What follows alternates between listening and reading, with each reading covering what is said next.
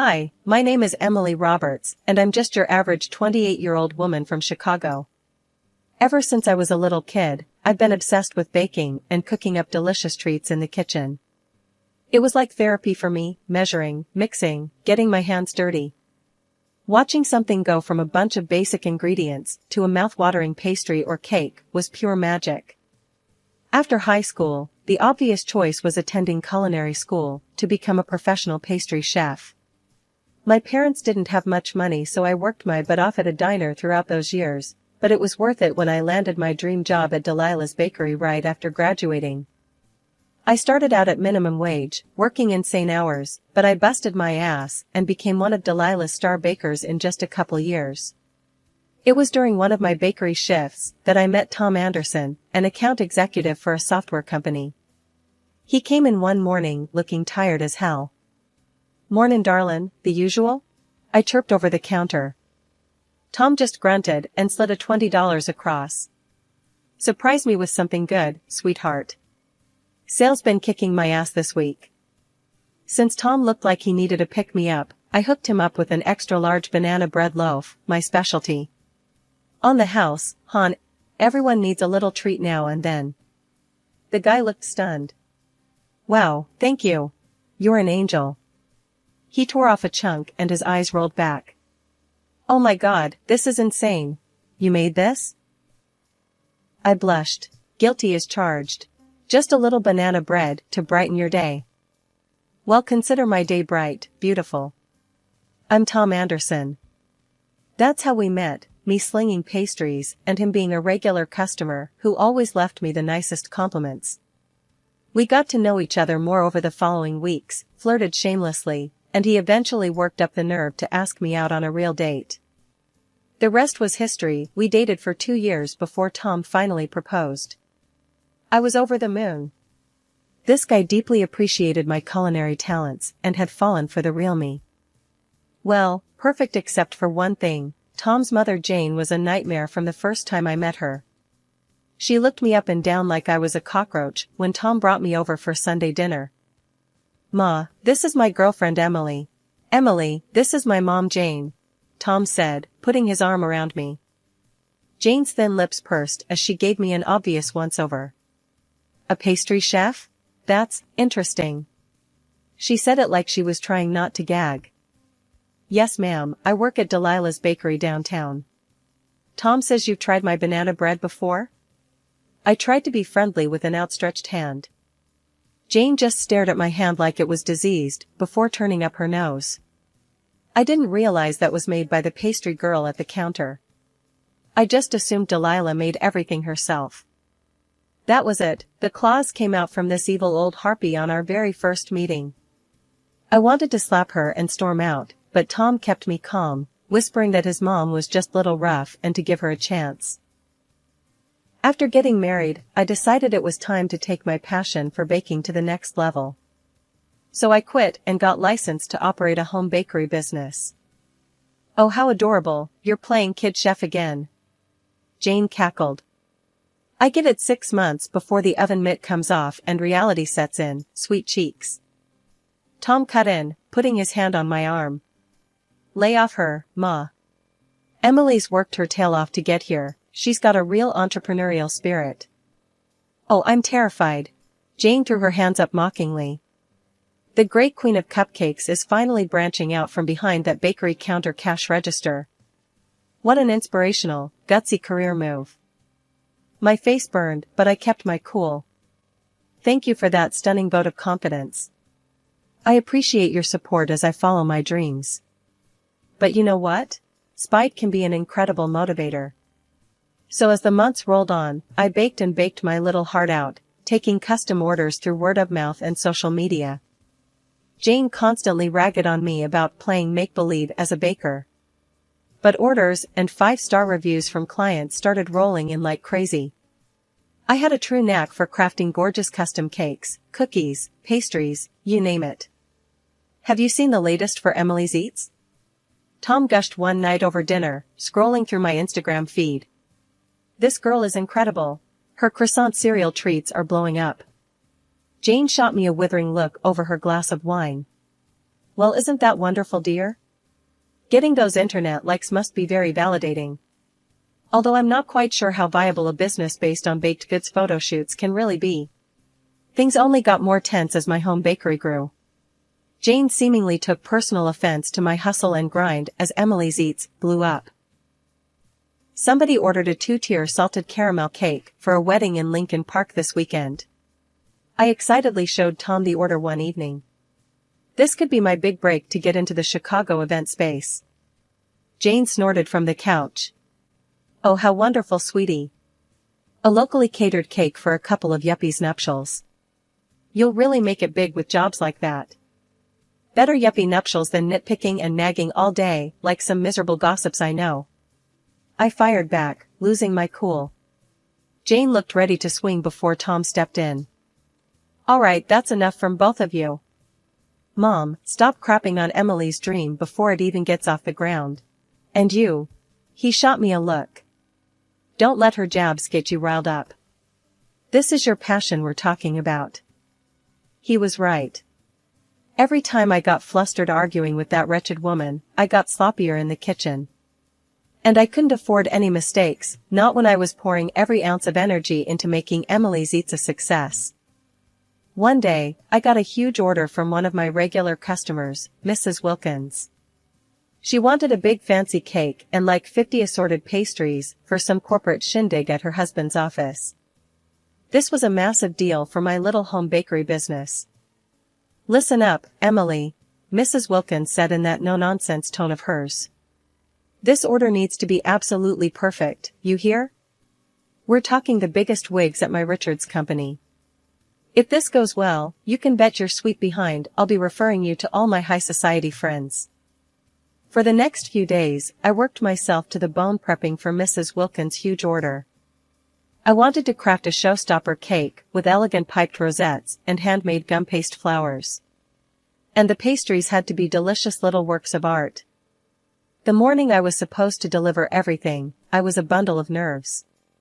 But I had baked and decorated each item with care, checking them over 1,000,000 times for any imperfections.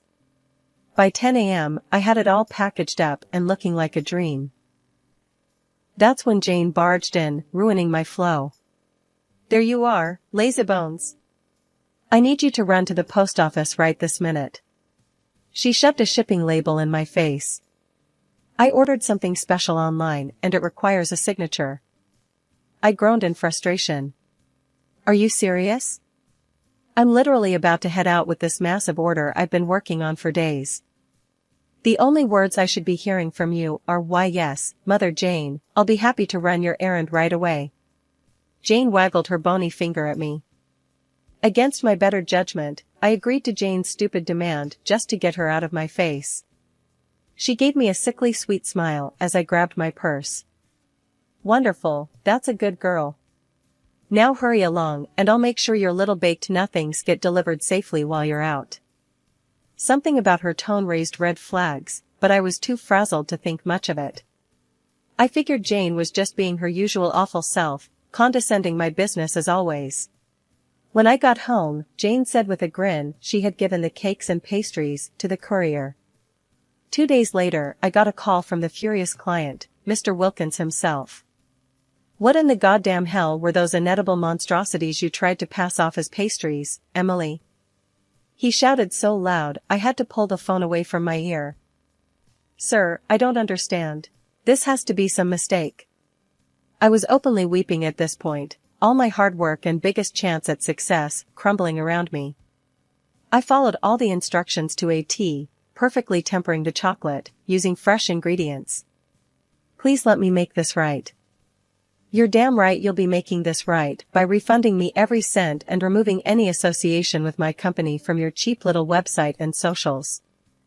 With that, he hung up, leaving me a sobbing, hysterical mess on the kitchen floor. Over the next few months, my budding home bakery business completely withered and died, thanks to the horrific reviews from the Wilkins disaster. Jane, meanwhile, watched the fallout with glee. Well, isn't this just a shame? She crooned one evening as I sat despondently scrolling through the scathing online comments about my former business. Although I can't say I'm terribly surprised. I warned you not to get your hopes up too high with this cute little baking fantasy. Baking had always been my biggest passion, and having it ruthlessly mocked by Jane made the failure that much more devastating. For a while, I just stopped getting in the kitchen altogether. "Come on, babe, you can't let that witch get you down like this," Tom pleaded one night as I laid on the couch, staring off blankly. "Baking is your calling, don't let my mom's nasty comments make you give up on your dream."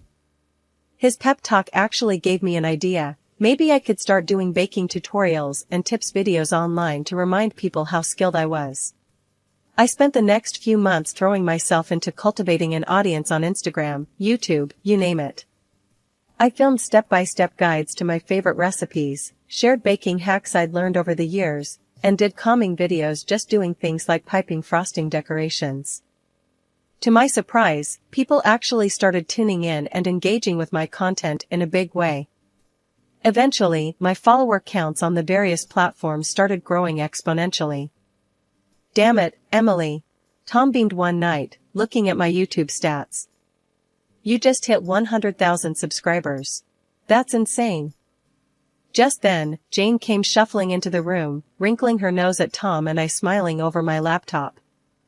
"What's got you two grinning like idiots?" Jane snapped. "Don't tell me your baked goods cart finally made it onto the evening news." I rolled my eyes.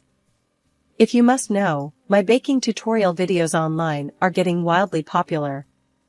I just hit over 100,000 subscribers." Jane's face instantly soured into a frown. "Is that so? How delightful." The sarcasm dripped from her voice. "Wasting all your time baking again for strangers on the internet to gawk at, I see."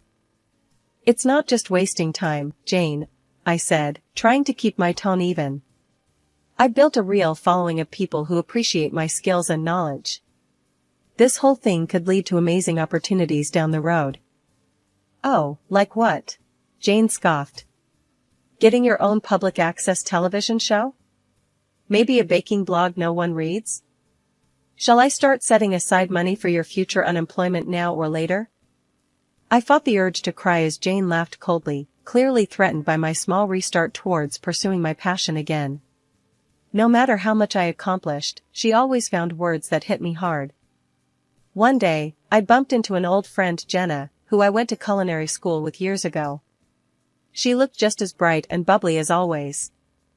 "Well, I'll be darned if it isn't Emily Roberts," Jenna gushed, pulling me into a big hug. "Girl, it's been ages. How the heck are you?" "Jenna, hey. Wow, yeah, it really has been too long," I said, returning her warm embrace. "I'm doing okay, you know, keeping busy with my at-home baking business and all." Jenna's eyes went wide with recognition. "No way, you're Emily's Eats? The baking blog with all those gorgeous dessert tutorials that's blown up lately?" I gave an embarrassed shrug.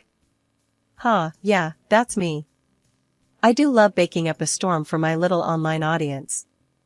Speaking of which, Jenna adopted a more pensive look.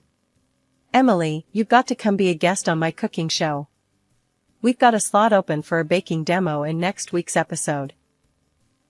I tried to mask my giddiness, shuffling my feet coyly.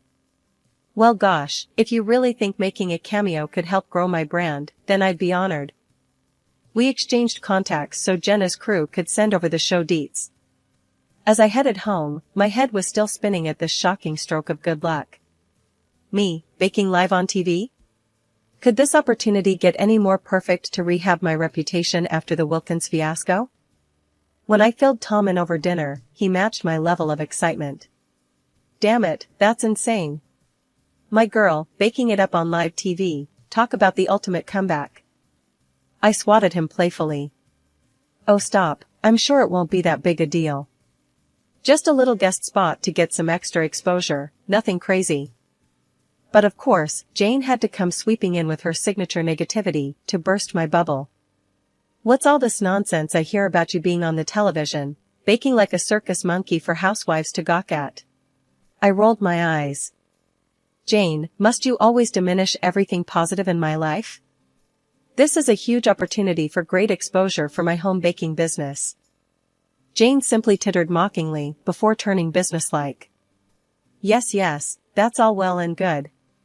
Now about getting me and Tom audience tickets. My eyes boggled. I'm sorry, what? You want tickets to come watch the taping? Well, of course, Jane said in a tone like she was explaining something to a small child. I've been dying for a chance to appear on television myself for ages, even if just as an extra in the crowd. After some browbeating, I eventually gave in to Jane's insufferable demands and called up Jenna to ask for a couple of audience passes, figuring it would be easier than dealing with the old hag's tantrum over being denied. Thanks so much for this. My whole crew is stoked to have you, Jenna gushed when I arrived at the studio the day of taping. She ushered me over to the kitchen set area, where high-definition cameras were set up around the blazing hot lights of the instructional cooking station.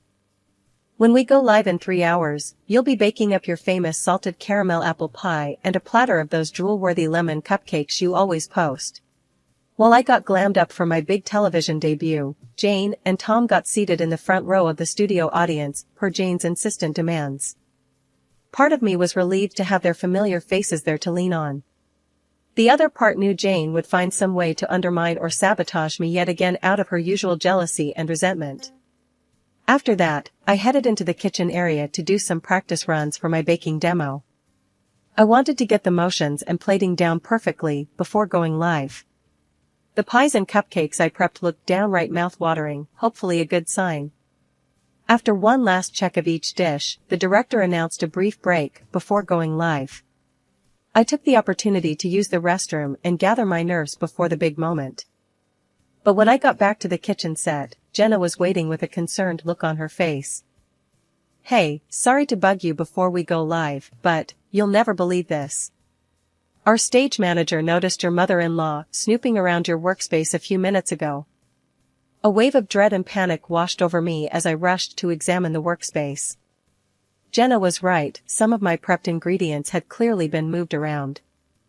I couldn't believe Jane would stoop this low, sabotaging my big television debut by deliberately replacing my ingredients. Hot, angry tears sprang to my eyes as Jenna pulled me into a comforting hug. Hey, it's okay, we'll just get you fresh ingredients, no sweat, she murmured softly, stroking my back. Everything's gonna be fine, I promise. Jenna quickly summoned a production assistant to race out and purchase all new baking supplies from a nearby store while I tried to collect myself. I could feel Jane's smug leer burning into the back of my head from her front row audience seat. When the new, untainted ingredients finally arrived, it was time to go live. I took a few deep, calming breaths and stepped up to the cooking area, my face set in grim determination. As I got to work whipping up the salted caramel apple pie and lemon cupcake batters, I made sure to narrate each step for the viewers at home.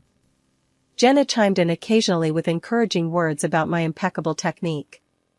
Just look at Emily's precise piping work on those cupcake swirls, folks. TV perfect if I've ever seen it. After what felt like no time at all, it was the big moment. Jenna welcomed a panel of audience members up to sample my creations live on air. I felt my heart pounding as the first taste tester, a middle-aged woman, politely took a bite of the salted caramel apple pie. I searched her face for any hint of reaction, positive or negative. The woman's eyes suddenly went wide, seemingly in surprise. Oh my, this is just heavenly, she exclaimed once she finally swallowed the bite. That perfect crumbly yet flaky crust, the zing of the salted caramel, good lord, it's like a flavor explosion. A giddy smile broke out across my face as the other samplers voiced similar oohs and ahs of delight at each bite. Jenna shot me a big wink and double thumbs up, clearly ecstatic her secret weapon baking guest was knocking it out of the park.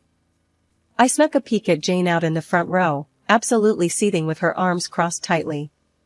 Good, let that wretched, bitter old crone sit and stew for once, watching my success happen right in front of her hateful eyes. As the polite clapping died down, Jenna took center stage with a devilish grin. Well folks, I think we can all agree Emily's baking is, indeed, out of this world incredible. But, what if I told you our miraculous pastry wizard overcame a last-minute act of sabotage just to dazzle us here today? The audience let out a collective murmur of confusion. A large screen behind Jenna and I flickered to life, displaying security cam footage from earlier that morning. We watched in silence as Jane's hunched figure snuck up to my prepped workstation, looked around furtively, then proceeded to open various containers and jars, seemingly tampering with their contents. The video cut out as a deafening hush fell over the studio audience. Everyone instinctively turned to gawk at Jane sitting frozen in her front row. Finally, the silence was broken by Tom, my sweet, supportive husband, suddenly standing up and bellowing at the top of his lungs. "Enough, Mother! How dare you try sabotaging Emily's big break out of your own pathetic jealousy? I'm so sorry, baby." Tom turned to me with tears in his eyes. "I'm so sorry. I never saw her toxic, abusive behavior for what it was sooner. You never deserved any of her gaslighting, manipulative behavior." The cameras panned over to Jane, absolutely pallid and shrinking into her seat in horror, as Jenna offered her the microphone and asked if she'd care to explain her sabotaging actions. For a moment, Jane just sat there frozen, silently opening and closing her mouth. But when she finally did speak, it was with a scathing venom. "You smug, ungrateful little thing." She spat out the insult directly at me, causing the audience to gasp in shock. "You think your cute little baking hobby makes you so special, huh? That this is the big break that finally earns you some undeserved self-respect?" Jane let out a high, deranged cackle. "Well, I've got a wake-up call for you, Missy. It was me who ruined that all-important catered lunch that destroyed your pathetic business. Me. From the very start, all I'd dreamed of was destroying you, your disgusting baking career, your undeserved relationship with my son, everything." Seeing Jane unravel completely into her true, unfiltered toxic self was bone-chilling. She turned her furious glare directly into the camera lens, screaming with heightened mania. "I won't let this nothing, this lazy, slovenly chef wannabe, tarnish the honor of being married into the Anderson family name any longer with her sham baking act. You hear me, Emily? I'll destroy you if it's the last thing I dash." Suddenly, Jane's hate-filled tirade was cut short by a loud thud, as Tom had charged from his seat and full-on knocked the microphone out of her hands, leaving the audiences shrieking in shock. Thereafter, Tom pulled me into a loving embrace as the audience roared their approval. I buried my face in his chest, alternating between sobs of joy and disbelief at how everything had unfolded. That TV appearance was a total game-changer for my life and career. Turns out, people just can't get enough of baking drama mixed with unhinged family meltdowns. Jenna's baking show scored its highest ratings ever from all the insanity that went down. TV bloggers and reviewers raved about what an unscripted television milestone it was. Clips from the episode, particularly Jane's deranged rant where she admitted sabotaging me, went viral almost instantly. Overnight, I became known as the long-suffering baking blogger who finally stood up to her evil mother-in-law from hell. It was honestly overwhelming, my little online baking tips channel getting that much mainstream exposure. Dude, this is nuts. I've already gained like 200,000 new YouTube subscribers just from that TV fiasco. I showed Tom the numbers a few days later, still in disbelief. Brands started hitting me up about sponsorship opportunities. Television talent scouts DM'd about potentially hosting my own show someday. It was a wildly surreal experience being lifted up in the aftermath of what had been one of the most traumatizing, horrific days of my life. Is this really happening? I marveled aloud while reading a lucrative sponsorship offer out loud to Tom one night over glasses of celebratory wine. Am I actually a full-on celebrity baker now? Tom grinned and clinked my glass. You're damn right, baby.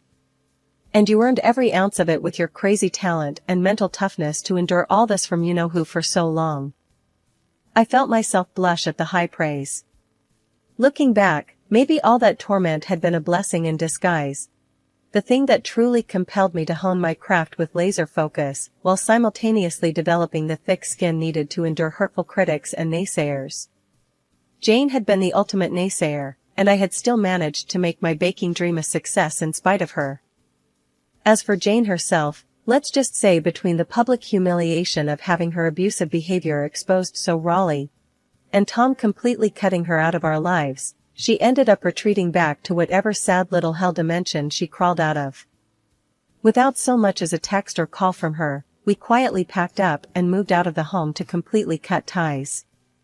We found a beautiful new place we could truly make our own, splurging on upgrades here and there thanks to my booming influencer income.